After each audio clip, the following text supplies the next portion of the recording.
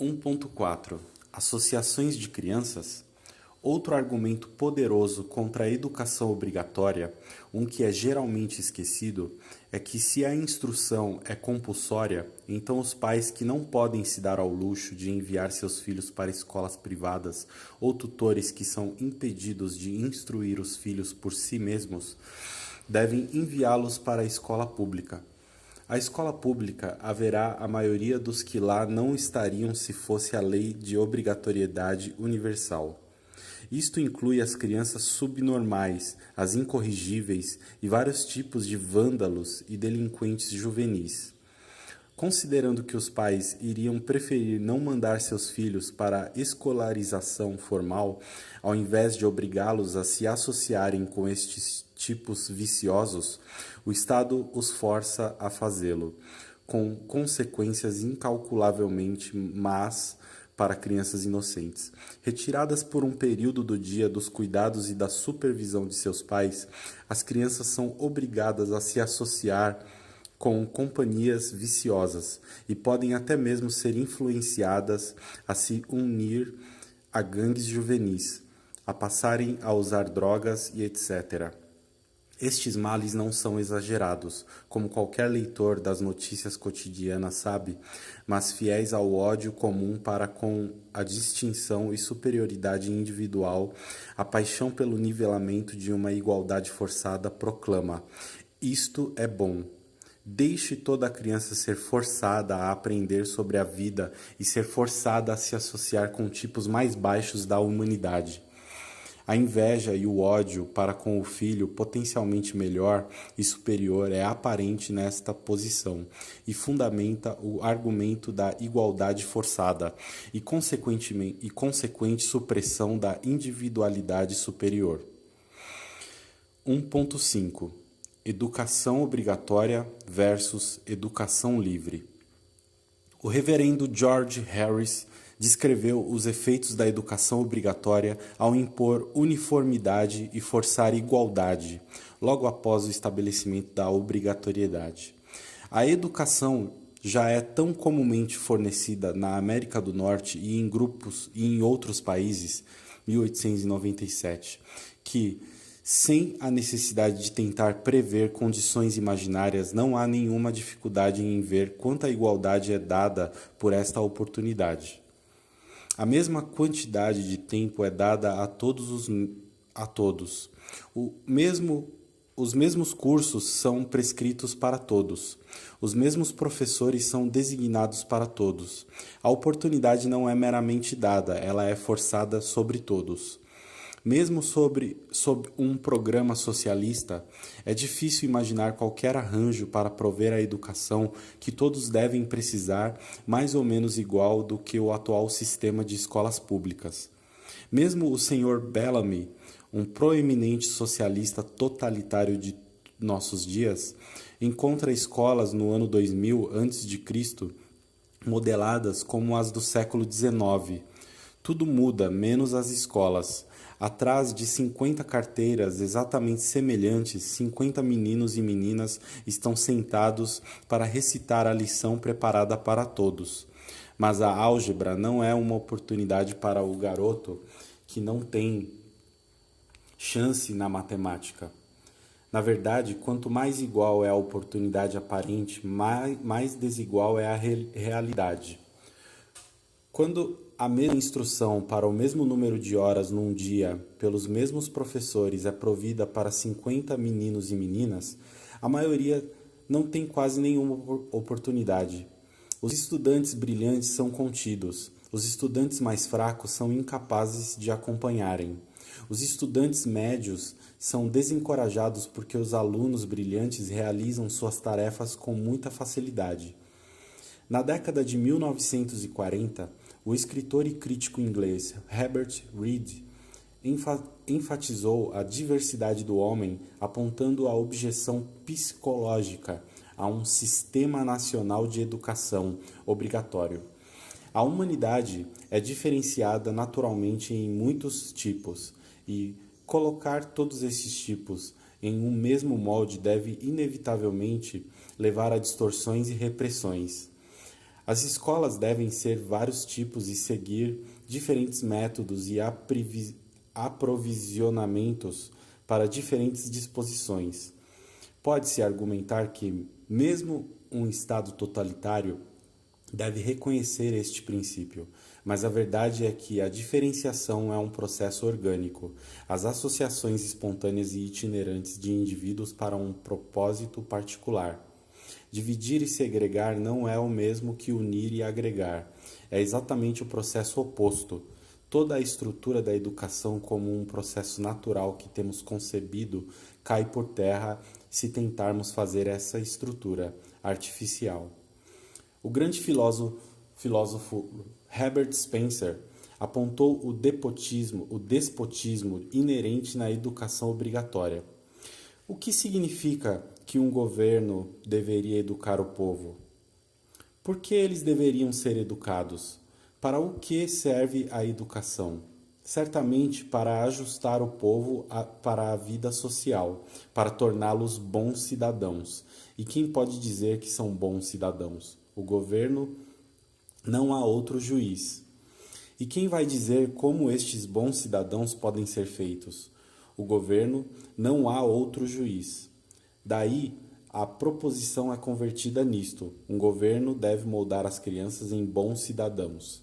Ele precisa primeiro formar ele mesmo uma concepção definida de um cidadão patrão e, tendo feito isto, deve elaborar tal sistema de disciplina calculado como parecer melhor para produzir cidadãos a partir deste patrão. Este sistema de disciplina é obrigado a ser cumprido até o fim, pois, se não for cumprido, permite que os homens se tornem diferentes daquilo que se julgou que deveriam ser e, portanto, falha naquela obrigação que foi ordenada para cumprir. A senhora Isabel Patterson resumiu brilhantemente a tirania da educação obrigatória estatal e a superioridade da escolha livre da educação privada. O controle político é, pela sua natureza, obrigado a legislar contra as declarações de ambos, fatos e opinião, na prescrição de um currículo escolar, no longo prazo. O conhecimento científico mais preciso e demonstrável certamente irá desagradar a autoridade política em algum momento, porque irá expor a tolice de tal autoridade e seus efeitos viciosos. A ninguém seria permitido demonstrar o absurdo sem sentido do materialismo dialético na Rússia, pela examinação lógica. E se a autoridade política fosse considerada competente para controlar a educação, isto aconteceria em qualquer país. Textos educacionais são necessariamente seletivos em assunto, linguagem e ponto de vista. Quando o ensino é conduzido por escolas privadas, há uma variação considerável em diferentes escolas. Os pais devem julgar o que desejam de que seus filhos aprendam através do currículo oferecido. Então, cada um deve esforçar-se em busca da verdade objetiva. Em nenhum lugar haverá qualquer incentivo para ensinar a supremacia do Estado como uma filosofia obrigatória. Mas cada sistema educacional politicamente controlado irá inculcar a doutrina da supremacia estatal cedo ou tarde, quer com o direito divino dos reis ou com a vontade da maioria na democracia. Uma vez que tal doutrina tenha sido aceita, torna-se tarefa quase sobre-humana quebrar o domínio do poder político sobre a vida dos cidadãos. O governo teve em seus tentáculos o corpo, propriedade e mente dos cidadãos desde a infância. Um povo já teria soltado sua presa. Um sistema de educação obrigatória, financiado pelos impostos, é o modelo completo de um Estado totalitário. Neste ponto, é preciso acrescentar que, no atual sistema, o Estado encontrou uma maneira nos Estados Unidos de induzir as escolas privadas a ensinar a supremacia do Estado sem proibir as escolas privadas, como em outros países. Ao impor a certificação dos padrões mínimos, O Estado efetivamente, embora de forma sutil, domina as escolas privadas e as torna, na verdade, extensões do sistema de escolas públicas. Somente a remoção do ensino compulsório e de padrões obrigatórios poderá libertar as escolas privadas e permiti-las funcionarem de forma independente. A senhora Patterson lida sucintamente com o problema da educação e alfabetização obrigatórias. Mas algumas crianças não continuariam analfabetas? Poderiam, como algumas hoje e algumas no passado? Os Estados Unidos tiveram um presidente que não aprendeu a ler e escrever até se tornar não apenas um homem adulto, mas casado e ganhando seu próprio sustento. A verdade é que num país livre, alguém que permanecesse analfabeto poderia muito bem ser deixado assim. Embora a simples alfabetização não seja uma educação suficiente, mas a chave elementar para uma parte indispensável da educação da civilização.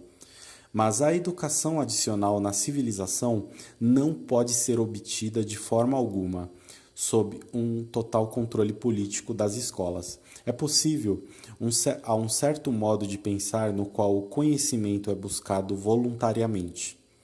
E a senhora Patterson responde aos professores e educadores que tenderiam a responder em epítetos à sua crítica. Você acha que ninguém estaria disposto voluntariamente a confiar os filhos a você e o pagar para que os ensinem?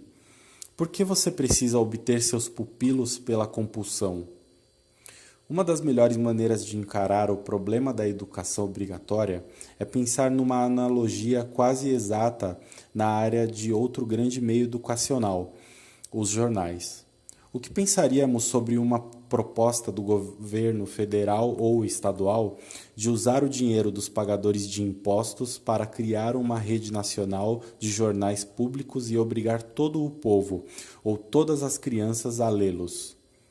O que pensaríamos se, além disto, o governo proibisse todos os jornais que não se encaixassem aos padrões do que uma comissão do governo acha que as crianças devem ler? Essa proposta seria geralmente considerada um horror nos Estados Unidos e, no entanto, este é exatamente o tipo de regime que o governo criou no âmbito da instrução escolar. Jornais públicos obrigatórios seriam considerados uma invasão à liberdade básica da imprensa. No entanto, a liberdade escolar não é ao menos tão importante quanto a liberdade de imprensa? Não são dois meios vitais para a educação e informação pública, para a consulta livre e a busca pela verdade? É claro que a supressão da livre instrução deve ser encarada com horror, ainda maior do que a supressão da liberdade de imprensa, já que aqui estão envolvidas as mentes não formadas das crianças.